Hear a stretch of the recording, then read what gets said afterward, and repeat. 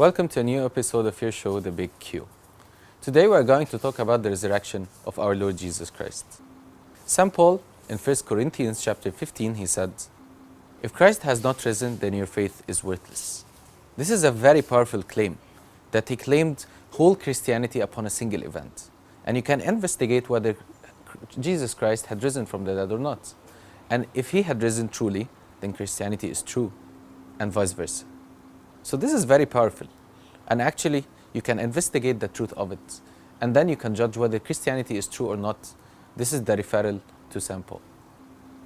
Many former atheists who had been very strong atheists in the past and became Christians, they became Christians because they examined the true case of resurrection. And they found out that Jesus Christ had truly risen from the dead. And that Christianity is true based on this single event, but very powerful and historical event. So let's now examine this case and let's investigate whether Christ had truly risen from the dead, or this is just a scam, or maybe some of the claims that they say that maybe the disciples had stolen the dead body, or he had not risen truly. Maybe this is true, but let's find out. The first thing in order to prove resurrection is to prove that Jesus Christ himself had been crucified on the cross on the mountain of Golgotha. And this piece of info, it's very important because there is no any historian that denied this fact, that Jesus Christ had been crucified on the cross. And more than 10 historians, non-Christian historians, beside the Talmud, which is the Jewish tradition, had proven and had written that Jesus Christ himself had been crucified on the cross. And thousands of people had seen this event this day. And also, if he had not been crucified, then what would have happened? And what about all of those people who had seen them in the previous Sunday when he entered Jerusalem on a donkey? And then all the people had shouted and glorified him because they thought that he's the king who is going to free them from the slavery that they have been. So many people recognize Jesus Christ as that. And also the Romans recognized truly who Jesus Christ is. And that's because Jesus Christ was a public figure in that time. No one ever could doubt who Jesus Christ is. So if he had not been crucified, then it was very obvious for them. And anyone would have said, no, this is not Jesus, and this is someone else. And let's find out who Jesus is. But also, many people had known Jesus by heart, and they knew who Jesus is. Also, St. John and St. Mary, when they were under the cross, Jesus himself spoke to them. And if he had not been Jesus Christ, they would very easily recognize him, because who would knew him better than his favorite disciple and his mother in flesh?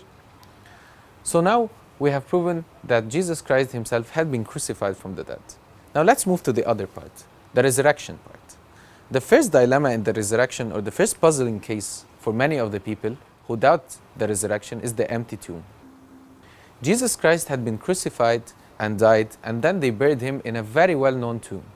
This tomb was very new, and this tomb was very recognizable by all of the country. And then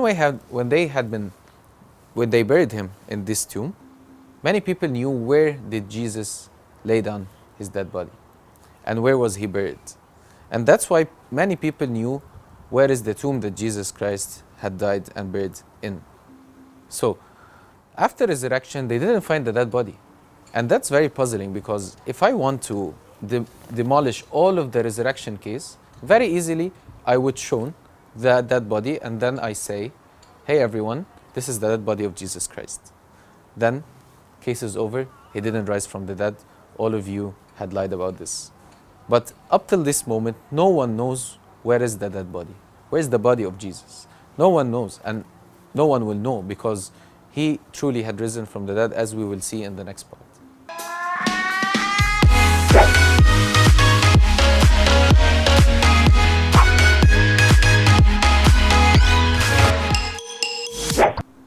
After the empty tomb, there is something else very puzzling.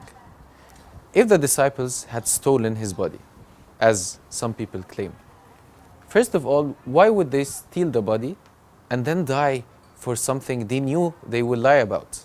This is very puzzling also, because if I invented up a lie, why would I die for it? I may lie for it, I may gain a position for it, I may gain money for it, but eventually I wouldn't die for a lie that I invented.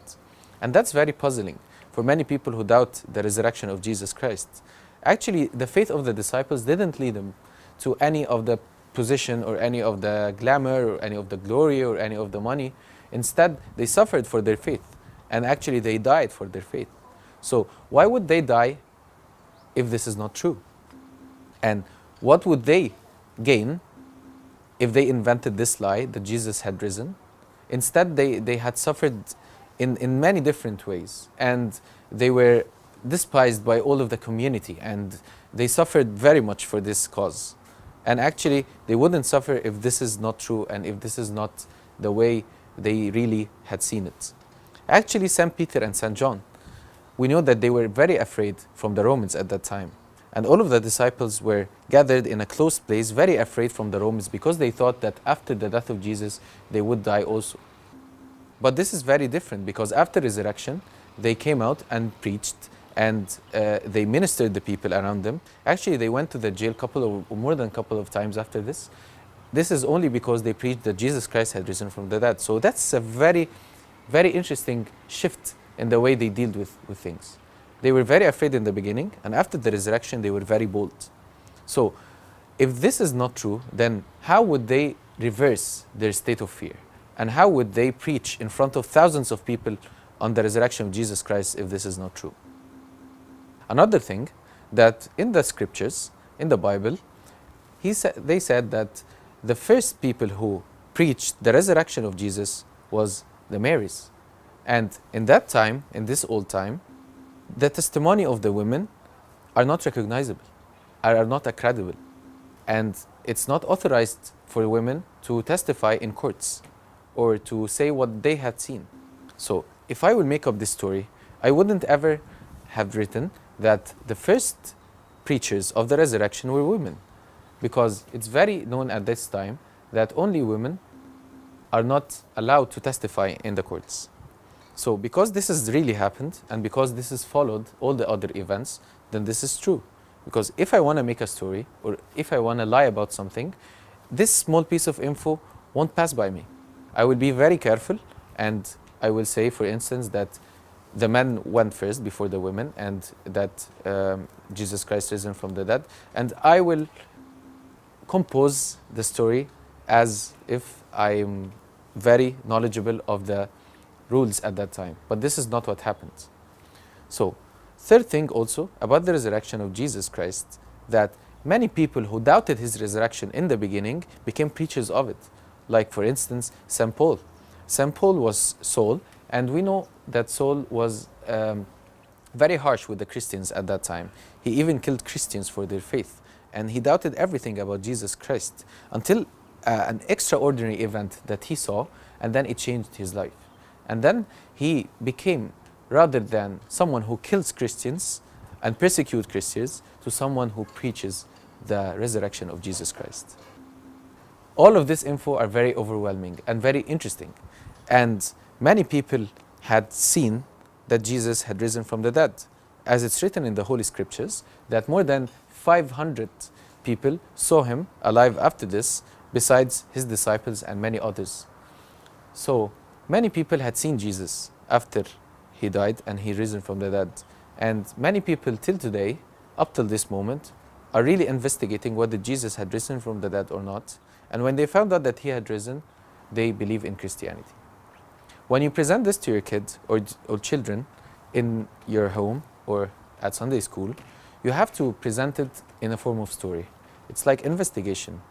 And you have to present it like, bring up all the questions you have, bring up all the doubts you have, and let's deal with it one at a time. And then you will see how much this case holds together, and it's integrate, and it's very much appealing that Jesus Christ had really risen from the dead. And as St. Paul said, if Jesus Christ not risen from the dead, then your faith is worthless. But actually, it's not worthless, because we believe in the resurrection of Jesus Christ and that he defeated death. Thank you.